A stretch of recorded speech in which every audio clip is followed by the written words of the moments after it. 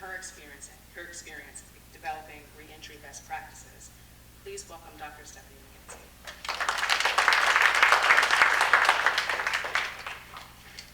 Well, I'd like to say my mother wrote that, but she didn't. But if she were here, she would agree. Or maybe not. I'll be a little bit more formal, but not so much so that I want you to be totally focused on the slides, but please write down your questions so that you don't forget them at the end. The tech works before you all got here, so it will work now. No tech performance anxiety. Let's make this happen.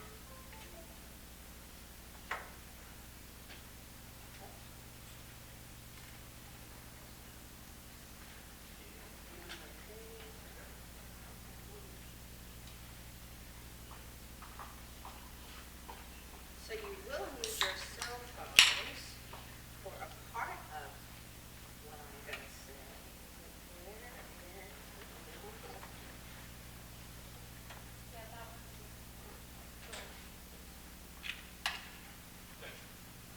So thank you for coming on a Saturday night to hear about criminal justice. I am super excited to be here, not only because we're going to be talking about something that is near and dear to my heart, but there are real things that you can do as members of the community to support those who are involved in the criminal justice system.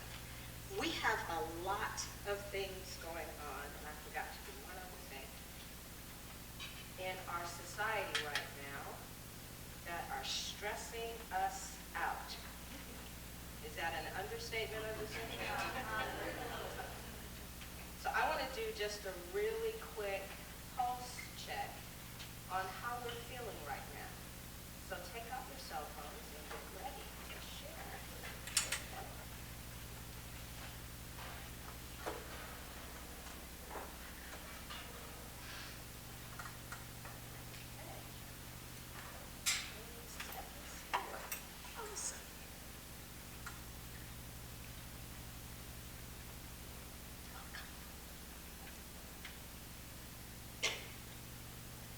So go to Slido, SLIDO.com,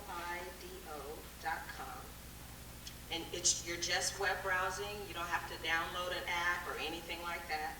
No one will know who you are later. SLIDO.com, and enter that number over there in the corner, D803. No hashtag, just the D803. And when you get there, answer the question about how energized, that's what that says, you're feeling this evening. 1 is, tank's a little low, a little empty. Could use some gas, some energy. 5, jazzed, ready to go. Looking for marching orders.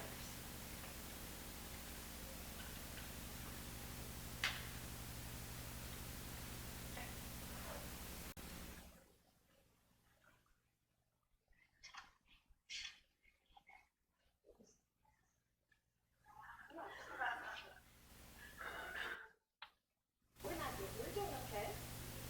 Let's get to 20.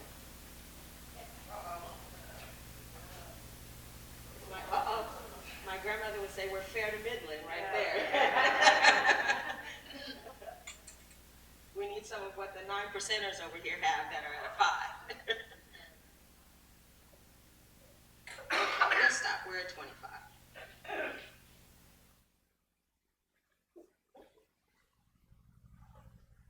So I get jazzed by talking to groups like this, like I said, because you are interested, you are here, you showed up, and you are a part of a larger movement in your community to make things better. Our mission at Weekend is to really work deeply with women of color, so African American, Hispanic, Latina, Native American, Asian Pacific Islander women, to help them focus their energies on the issues that are important to them, and do basic civic education, in community mobilization, and focus their efforts to create change in whatever systems that need to be changed. So our mission is to educate them, to engage them, and to activate them. Now, to do that, we want to strengthen their civic engagement. We want to build a network of skilled women of color leaders and advocates. And we want to change the policy environment to make it more amenable to the specific needs and issues of women of color. So why incarceration? Well, WeCan is interested in incarceration and reentry for many reasons, not the least of which women of color are bearing a huge burden for the family members and themselves who are involved in the criminal justice system. We are, simply put, we are nearly 2/3 of women in prison today in this country are women of color. Almost 90% of all incarcerated women have experienced some sexual violence, and in general, all people who are incarcerated, the experience of incarceration itself exacerbates or creates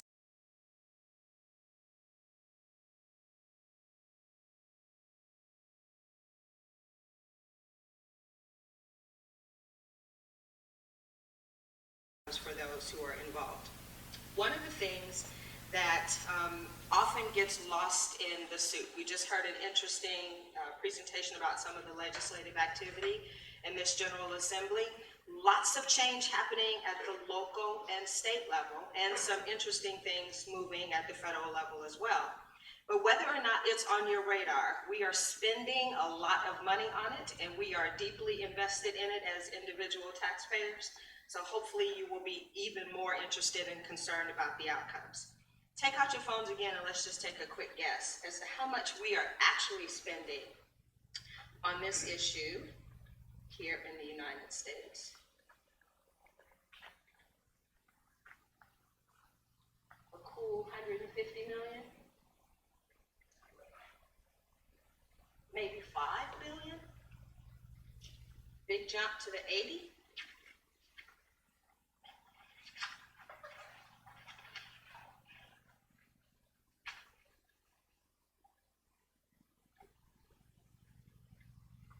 Looking at my notes.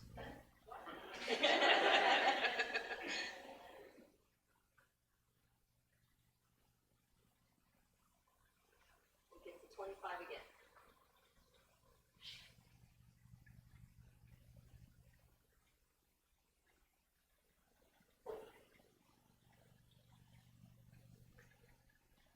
Two more people, quick.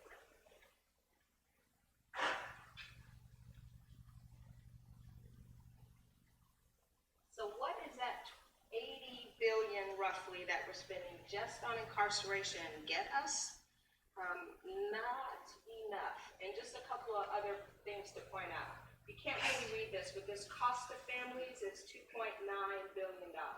That's for putting money in someone's commissary account so they can pay a $10 copay in some jurisdictions to be able to be seen in the prison infirmary. That's for $1.3 billion in telephone calls, just the cost of being able to communicate with your family members and other resources that exist on the outside. Public employees, close to $39 billion. In some parts of our country, the cost just in public employees is staggering. For example, in the state of Ohio, 1 out of every 4 public employees on the state government payroll works in the Ohio Department of Corrections and Rehabilitation. 1 out of 4. This is what we think we have. This beautiful mosaic, this relation, good collaboration across systems. In fact, it really looks more like this jumble of Christmas tree lights. And honestly, hold up your hands. How many of you have experienced the jumble of Christmas tree lights and simply just thrown it away and start all over again next year?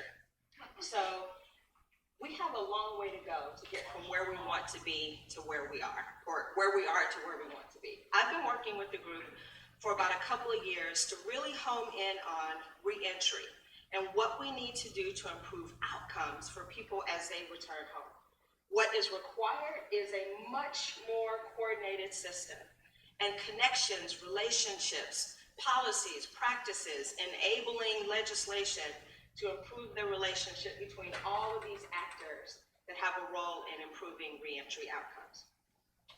Some key principles that the group created to guide our thinking about not only public policy related to this population, but about practice, how those of us who work in this system, who are concerned about this population, what we need to think and feel and change in our minds about the group that we are working on behalf of. First and foremost, the humanity and agency of incarcerated and formerly incarcerated individuals. They need to share in the decision-making about what happens to them and their families as they're involved with this system.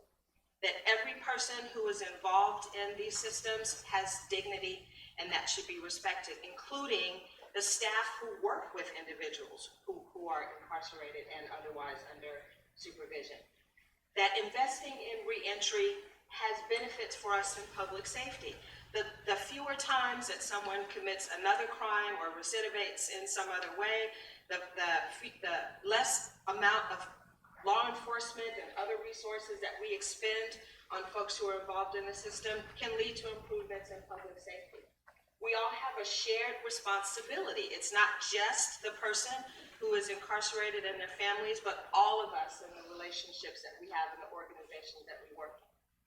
Broad systems, collaboration, and integration, again, accountability, and that at the end of the day, all of it should be designed to help someone who's formerly incarcerated be restored and be able to be a self-sufficient and an active member in our community. I'm going to skip past that. Some key barriers to success in reentry. Some of them are obvious, maybe not so obvious. The politics around the issue and the lack of leadership in some ways to be able to take risks. No elected official wants to be responsible for making perhaps a change in our policies and regulations around reentry and the support for folks who are formerly incarcerated, only to have it not work out as well for even one. Who is it that lost an election because of Mr. Willie Horton? Exactly, so who wants to have that experience? However, we need bold leadership to be able to take risks and to be able to provide the kinds of supports that folks who are returning home from jail and prison need. Racism, the structural anomalies that exist in our society that keep it impossible for someone to be successful when they return home, or close to impossible. We need more resources. We need better research around the interventions and the practices that need to be put in place for individuals who are involved in the system and returning home. And we all have a role in reducing stigma. Each and every one of us is greater than the biggest mistake or even the smallest mistake that we've ever made in our lives. Yet the current system is designed to keep people trapped in a vicious cycle and not support them in their lives moving to a more virtuous cycle. What are some key strategies that can be implemented to support someone returning home? Foster community ownership and successful reentry. Seek greater system accountability. We are the taxpayers supporting these systems. We need greater system accountability for the outcomes.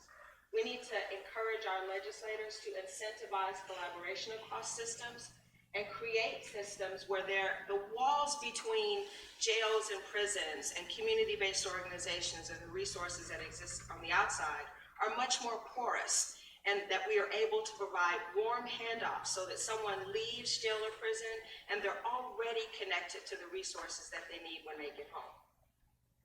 We also need to conduct evidence-based assessments on folks as soon as we can possibly do it when they come in contact with the system, and then provide high-quality programs for them during incarceration and provide support and resources for them when they return home. And lastly, we can all be a part of promoting positive attitudes about and folks who are returning home and reduce the stigma related to justice-involved individuals. Very quickly, I know I'm past 1 minute, I'll do 30 seconds more. Specifically, what can you do? Support advocacy efforts that you just heard about a few minutes ago. Encourage your community connections to support returning citizens. Your church, your synagogue, your mosque, your book club group, every connection that you have, for which there's some other connection to community resources. Encourage those groups to think about returning citizens and prioritize them when you're thinking about your volunteer work, your donations, your advocacy, and help to dispel the myth